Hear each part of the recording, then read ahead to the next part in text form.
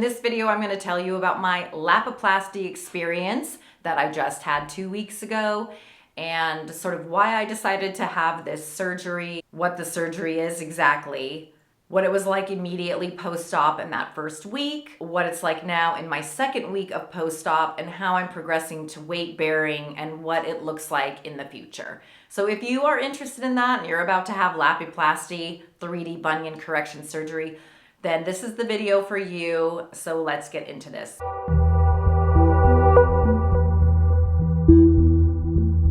If you're new to my channel, my name is Jamie. I'm a registered nurse and I make majority of my content on sort of intentional wellness. I say intentional because being a sunny, happy person just doesn't come to me by default, so I have to intentionally practice this. And I share videos on how I managed to do that and sort of the struggles that I have had. So if you're interested in that, please subscribe to my channel and look at my other videos. But let's start with the bunion surgery. So, okay, I have had this bunion on my left foot for years. I would say I probably had noticed it 10 years ago. But I had a surgical consult to have it removed 5 years ago, and I just heard from everyone not to do it if it wasn't causing me pain. So I decided to not have the surgery 5 years ago. And then is what happened to my foot was a little more background about my health history is I have been diabetic for 20 years and well, actually 30 years now, crazy.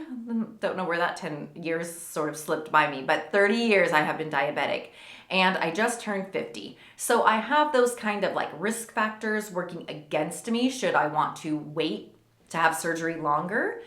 And so is what had happened was my bunion, yeah, it gave me problems. Yes, it caused me a little bit of pain and prevented me from wearing certain shoes, but I still had that fear that I had heard from everybody else, don't have bunion surgery. They've lost range of motion in their foot or they had nerve pain and their foot's never been the same, so I was scared to have it. But when you have a bunion, is what is happening is the metatarsal bone is spreading out. I'll show you a picture of my x-ray right here. And so basically it's not like a bump is forming that you would think looking on the outside, but it's more your big toe is being pushed over. And in that process, a gap is created. And where that gap had created on the outside of my big toe on the left foot, a bone spur had begun to grow. And a bone spur is this spiky little like filling for that gap. And then I was getting infections, which is this red dot right here that you see from the inside out. And being that I'm 50 and diabetic, my doctor was like, it's time, you have to get it done. So I very begrudgingly had the surgery on June 25th. And I say begrudgingly because I did not want to have the surgery. I knew the recovery was going to be brutal. You can't walk for 6 weeks, or at least that's what I thought. We'll get into that in a minute here. I'm very active. I run, I do yoga. I'm always all over the place. And now I knew I was just going to be strapped down all summer. I ended up having the surgery. So Lapiplasty 3D correction surgery, there's tons of videos on it out there. The company, Lapiplasty, has a good sort of animated video if you want to look at that and see what it is, because it basically is what they call a repeatable surgery, which just means that they use a device to help with the Lapiplasty. And so it is a repeatable surgical sort of guaranteed outcome procedure. And it's low risk. And with the new way that they do Lapiplasty, because you know before with the bunionectomy, they would just shave off the bunion bone, which is your great toe joint. And so they figured out obviously that that was not the right way to do it. And so now they do the Lapiplasty. So this is my foot before. And then this is me immediately post-op. So I had the surgery. It took about 2 hours, and then I was in recovery for 2 hours.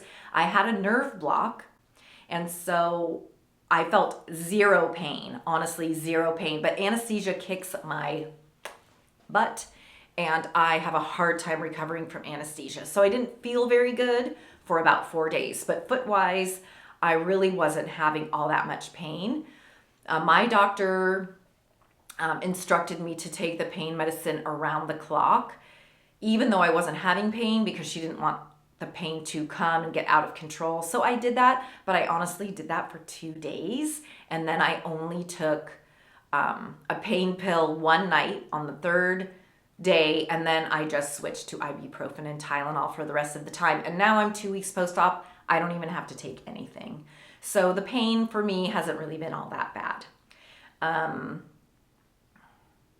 I stayed off of my foot completely for the first week, but I was getting a little bit of conflicted information from my surgeon. She was like, Lapiplasty promotes the fact that you can walk immediately after the surgery, and she said she doesn't agree with that, and that I should still stay off of my foot and then over time progress to more weight bearing as time goes by. And I actually found this really amazing video that, if I can, I will link it below, but it's from a doctor in Texas on progressing your weight bearing after Lapiplasty. And I have followed his advice to the T, and I'm doing really, really great at about 2.5 weeks post-op. So I stayed off my foot for the first week. I have a scooter and I have crutches. I am relatively young, healthy, active, and I would have to say pretty strong. And so I've been doing fine. So there's a few things that you need to make sure that you're successful with this. Number one, you have to have a scooter, a knee wheelie scooter, and crutches, but they gave me crutches there. A boot for your foot, which they will give you that in the OR. But I also got a shower chair. I ordered a wedge to prop my foot up on the table and in bed. I'll link that in my my description below, because I got it off of Amazon. And what else? So the shower chair, you need ice packs, but soft ice packs, because you're gonna have to like mold it in your boot, because you have to ice your foot like every other hour for 20 minutes. For me personally, I had the surgery in June, and I am so grateful that I did it in the summer, because you really can't put pants on with your boot and your big dressing. Also, when you do take a shower, it's quite the project, because you only have one working foot. You have to be in a shower chair. So if it was cold, I would be freezing as I was trying to like get out of the shower successfully and carefully. So I have just been happy that I chose to do it over the summer. At my week 1 post-op appointment, I got the dressing changed and the steri strips changed. And then she told me that I could start to sort of pivot transfer on my foot. But again, I followed that doctor from Texas video to the T, so I was already kind of doing that with my heel. And now I went to my 2nd week post-op. I got the stitches out, and she gave me a scar cream, and I have started doing the exercises of gripping the floor with my toes and doing little planted feet on the ground and ankle lifts. So I have started doing that. I am surprised that I have definitely limited range of motion in that foot compared to the other foot, but it's only been 2 weeks, and I'm sure that will get better. At the moment, I have a lot of numbness in my big toe. The doctor said that's totally normal, and it can take quite some time for that numbness to go away, because there's a lot of pushing and pulling and cutting in that foot. And so I had anticipated that with this. As you can see in this picture here, my swelling is at a minimum, and I seem to be doing really well. So I basically scoot around my house when I need to do like dishes and what have you. I'll use my crutches up and down the hall, to and from the bathroom.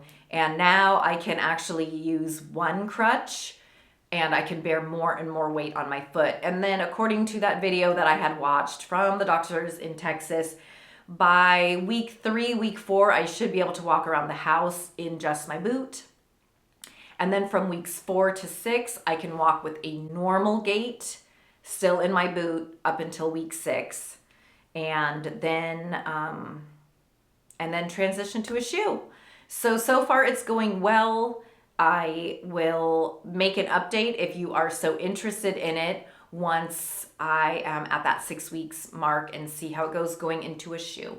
So I hope some of this was helpful. I'll link everything that I used in the Amazon, in my description below that I got from Amazon, okay? Let me know if you're having this surgery or if you already had it, and I will see you in the next video. Thanks for watching.